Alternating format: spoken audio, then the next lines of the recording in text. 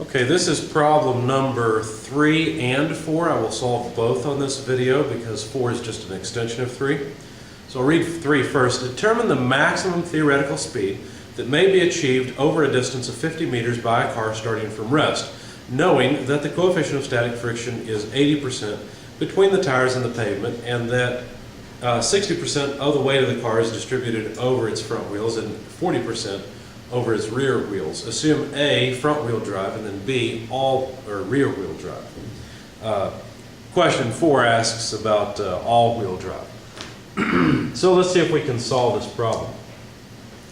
Now, a lot of students look at a problem like this and get very confused because they don't know how to put things together to figure out the maximum speed that the car could reach. And they're a little confused because they're thinking, well, the engine can only produce so much power, and so I've got to figure out how much force is acting to resist the car. That's not really the way you go about this. Basically, the idea here is that the car is only going 50 meters. And there's only a certain maximum amount of force that could be applied to the car to get it to move forward. So we're not talking about resistance force. We're talking about the action of a force causing the car to accelerate. So that action of force would come from the wheels. And basically what we're given here, let's make a sketch. Here's my poor rendition of a car. I don't know what kind of car this is, but probably don't want to buy it. There it is. It's on ground. If I can pop a wheelie here somehow. But anyway, the coefficient of friction between the tires and ground is 80%. And if these are the rear wheels, let me make this look a little bit different. How about if we make it sort of like a truck? That way you can tell the direction. Anyway, 40% of the weight is on the back wheels and 60% of the weight is on the front wheels. Okay? Now the car is going to move, or the truck, or whatever it is going to change position by 50 meters. All right, so how do we solve this? Well, if you stop and think about it, you realize that we've been talking about force times distance in this chapter. In chapter 13, the energy chapter, it's all about force times distance. We've got a distance here. If we can figure out how much force is applied to the vehicle, we can figure out its maximum speed. Because think about it, if the force applied is more than what the friction can take, then the car would just slip, right? The wheels would slip. And so there's only a certain amount of maximum force. That force will act over this distance, and that would tell us the maximum amount of energy, which we could then use to figure out the kinetic energy of the vehicle. Let's see. So let's see what happens. Now it seems like you would need the mass of the vehicle. So for the time being, we'll just call the mass of the vehicle M. And let's see what happens. Let's see if that cancels out or not. A lot of times problems are given, and you're not sure if you need the mass or not. You feel like you do, and that's because your intuition is tripping you up. In this problem, you will not need the mass. It will cancel. But we'll discover that as we go.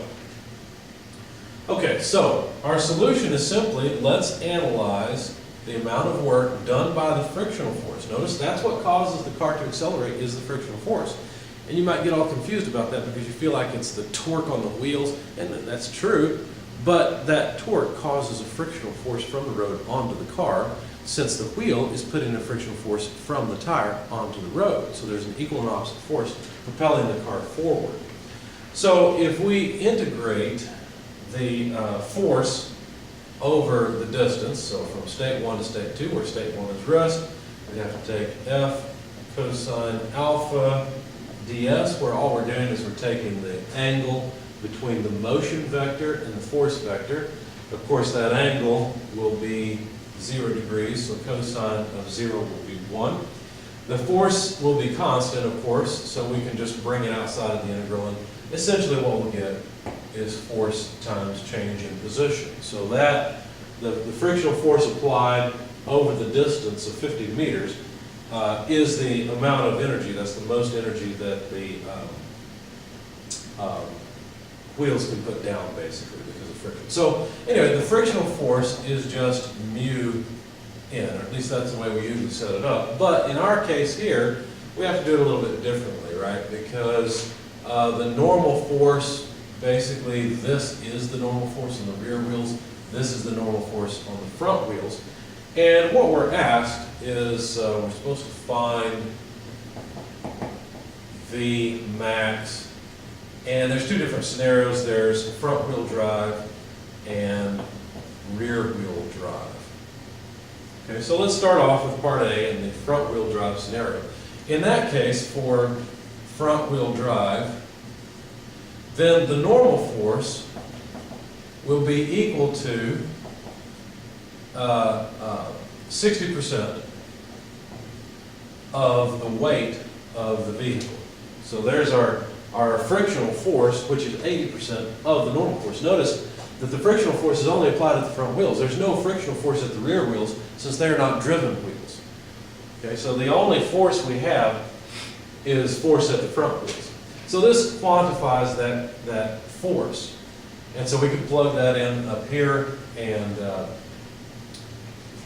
know the maximum amount of work. Now, if you think about it, we also could apply an energy equation that says that the amount of kinetic energy that the vehicle has, plus all the external forces that do work on the body, in this case that's just a frictional force at the front wheels, equals the kinetic energy in state 2. Now the kinetic energy in state 1, the initial kinetic energy is 0 because the initial velocity is 0.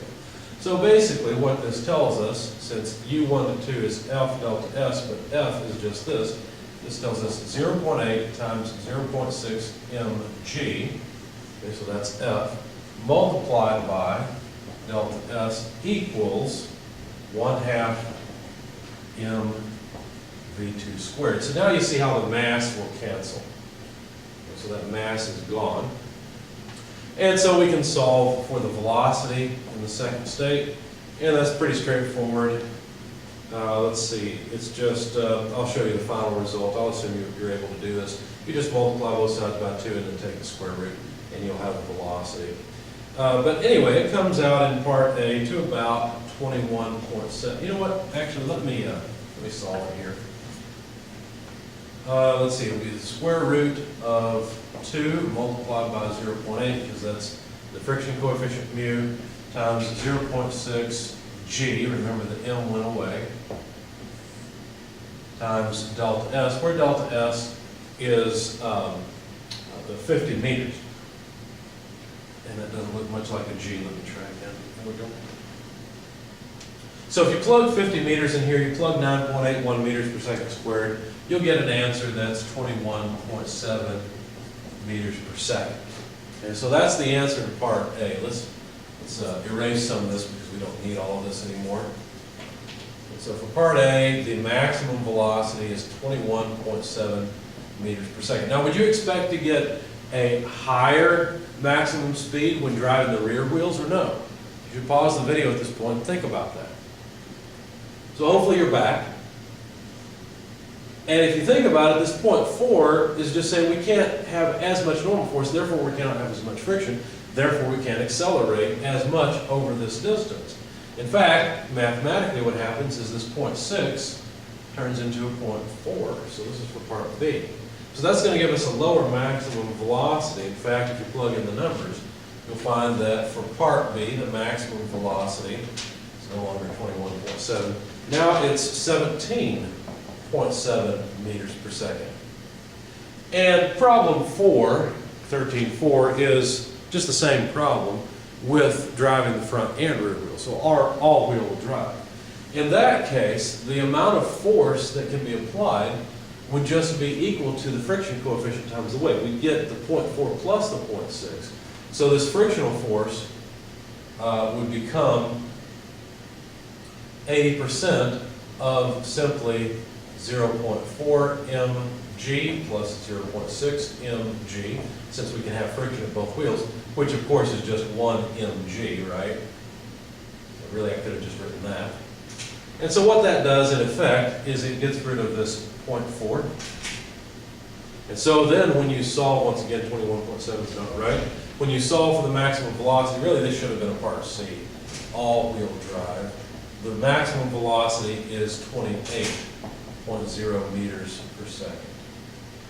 Okay, so there are the maximum speeds of the vehicle based on the load distribution and drive.